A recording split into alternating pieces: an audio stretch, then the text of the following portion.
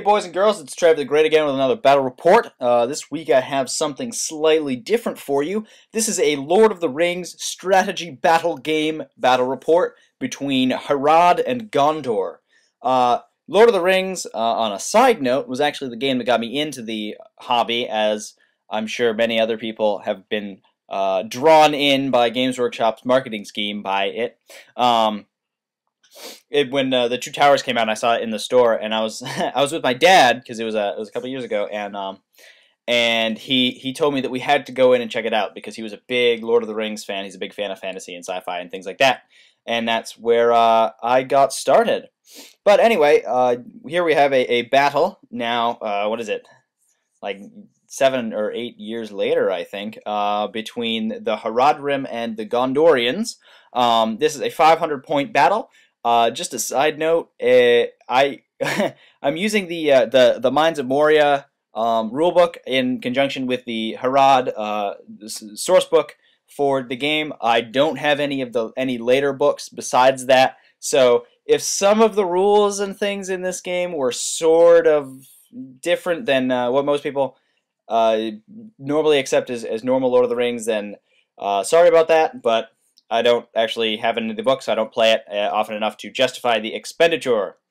Anyway, I'm gonna get started right in here. My army consists of a big a group of spearmen there. I don't remember all the exact numbers, but I believe it was 15 or 20 spearmen. They are led by a chieftain, and he's got a standard bearer who accompanies him.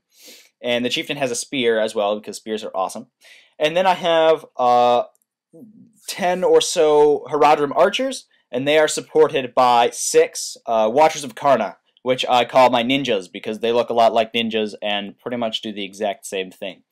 Now my opponent has a wall, pretty much a shield wall of Gondorian shieldmen, and then they're supported by Gondorians with shields and spears, and then they are led by Boromir, which is scary. And then he's got 9 Gondorian archers who are just there to plunk some arrows into me. We weren't really sure what to do about a scenario or anything like that, so we basically just played victory points, and we set up with a 12-inch deployment zone, and we set up this little table with the cool watchtower in the middle. So, well, there it is. And my opponent, being a good army, took the priority for the first turn. So here we are, this is after the first or second turn. Basically, both of our armies have moved up and gotten out of the way of various intervening terrain, ready to deal some damage in close combat. He obviously has a advantage in numbers, but I have a numerical advantage. And actually, he does have a pair of guards of the Fountain Court who are assigned to Boromir, and I forgot to mention those earlier. But I'm sort of scared of those guys because they do have a high defense, and they can pack a punch with those spears because they can hide behind the shieldmen in the front, and they can hide behind their squishy and less expensive friends. As you can see, I had a ridiculous first 2 turns of shooting. I actually killed 6 out of 9 of my opponent's archers, which was insane.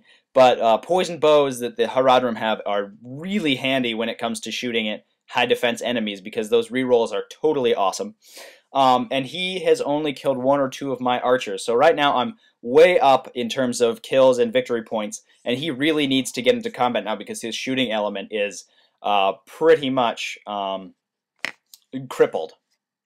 So here we are a couple turns later. I'm not doing this in any strict chronological order, as you might have noticed, but here we are anyway. And I've pretty much decided that I sort of like where the game where it's going right now. I'm plinking off 1 or 2 models a turn with my shooting, and we've decided that this is a 10-turn game since most Lord of the Rings scenarios have a 10-turn time limit.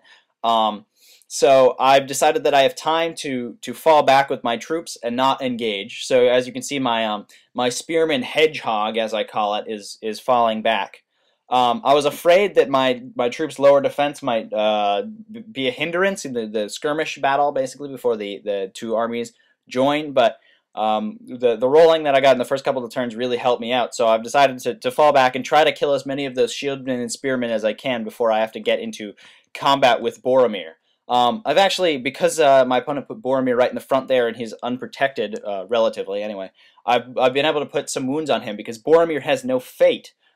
he is really easy just to take wounds off of, looking for those lucky sixes. So, you know, I'm going to keep backing up and keep shooting at him. If I kill Boromir, I can easily crack that hard Gondorian exterior pretty easily, just with the overwhelming numbers of spearmen that I have facing off against his armored soldiers.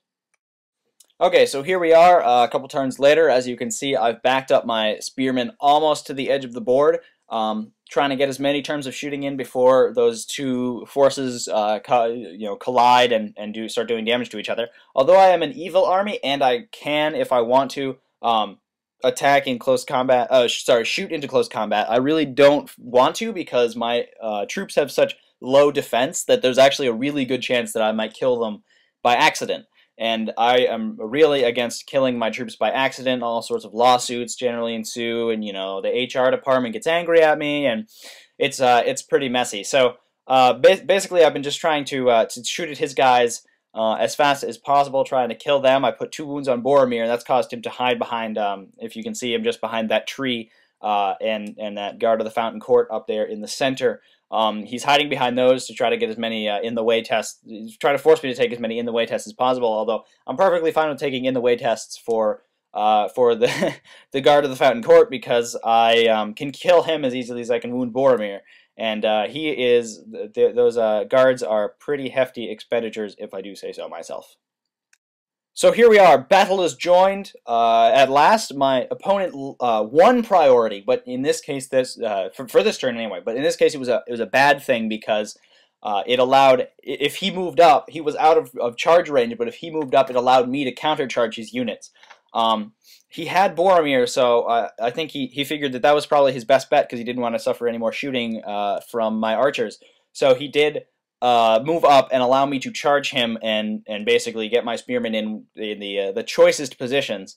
And as you can see, I've been able to kill a lot of his troops in this shield wall that he had going. And now that I have priority, my spears can get around the flanks and take out spearmen and things like that, take them out of combat, and just generally be a nuisance. He was not able to move Boromir up close enough, and I didn't want to engage Boromir because he's scary. So Boromir is right now sitting in the back, looking really forlorn because he has nobody to fight and presumably kill horribly. So we'll see how this combat goes. This could decide the game. His guys have a higher defense, but my guys, I have a banner going for me, and I also have a much greater number of troops and a greater number of dice basically being rolled. So we'll see how it goes. Something that I forgot to mention earlier, and I forgot to take any pictures of it, unfortunately, but my opponent did split off some troops, 5 or 6 troops, to go engage my archer contingent over there. It would be off the camera right now, but it would be off on the right flank.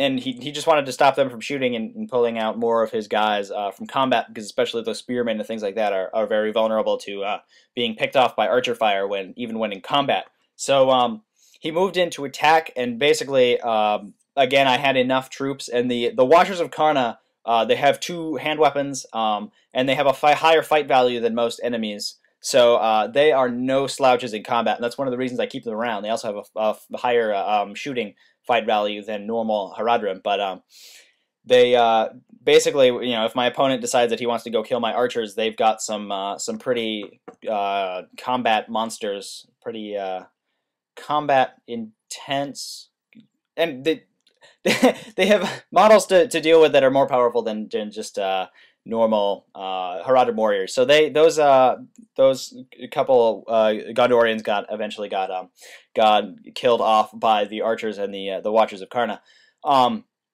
Over here you could see I did kill a bunch of my opponent's troops in combat. Boromir, because I was going to move 1 model around and feed him 1 model a turn to stop him from getting in combat with a bunch of guys, just like he is right here. Boromir did use one of his points of might to get a heroic move off. I tried to counter with my chieftain, but I failed, and he got right into combat with the chieftain. As you can see, he did a wound to the chieftain. He did 2 wounds, and I was able to save 1 with my 1 point of fate, fortunately. But Boromir's down to 1 wound remaining, and there's only 2 other Gondorians there, and I have way more spearmen than he does, guys, so we'll see how it goes.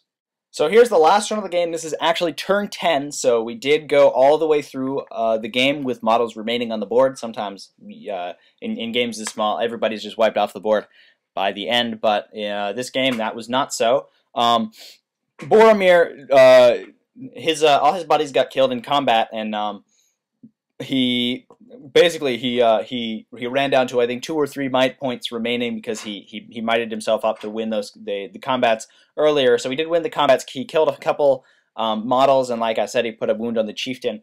And then basically he was alone versus a bunch of Haradrim, and I rolled a ridiculous number of dice, and I was able to get a 6. He unfortunately rolled something ridiculous like a 1, and a 2. He did not have enough might points to might it up so that he would might his roll up so that he would win the combat. So he ended up losing the combat, and because he was trapped and because I had so many attacks against him, I was able to kill him really easily because he only had 1 wound left. So all I needed was 1/6 to take him out. So I did kill Boromir at the end of the game.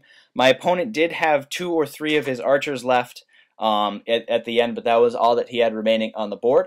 And he had only killed a handful of Haradrims and Haradrim. Wow, and put a wound on the chieftain, so he did not get enough points to really make it up. So the victory did go to me. So anyway, I hope you enjoyed this little battle report. Something different, something besides constant Warhammer and Warhammer Fantasy, just Beastmen and Tau for the last couple of weeks. So I decided I would throw something in there, different in there. I don't play Lord of the Rings very often, so this was a big, something different for me as well, which was really fun to play. I should have, should in the loosest sense have a Warhammer Fantasy tournament coming up this weekend. My friendly local game store has not had the greatest of luck with getting these tournaments to work out. They want to hold one, either 40K or Fantasy, every weekend, and it's not going so well so far, but here's to hoping. I hope I'll at least get a battle report from that and an exciting game for you guys. So, again, I hope you enjoyed. This is Trevy the Great, out.